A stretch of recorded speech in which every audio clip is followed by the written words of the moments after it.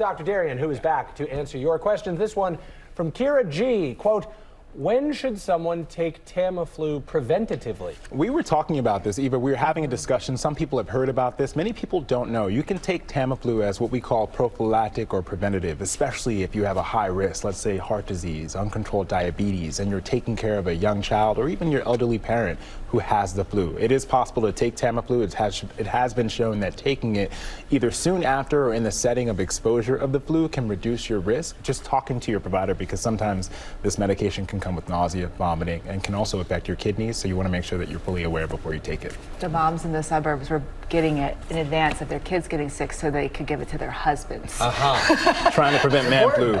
It's a very, very hard outbreak sometimes. And I was like, is this a good idea for Ed? Let's ask the doctor.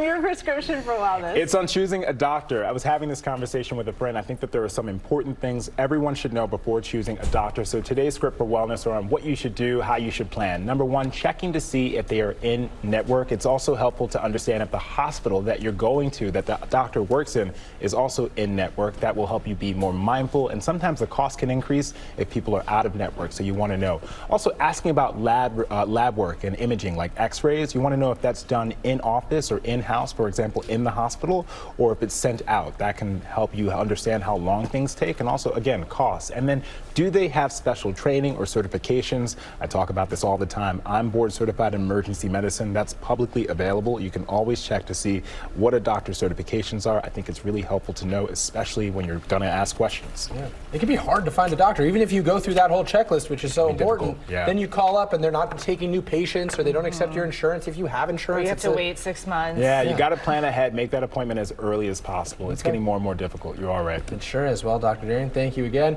And folks, we'd love to hear from you with all your questions. You can hit us up at ABCGMA3 on Instagram.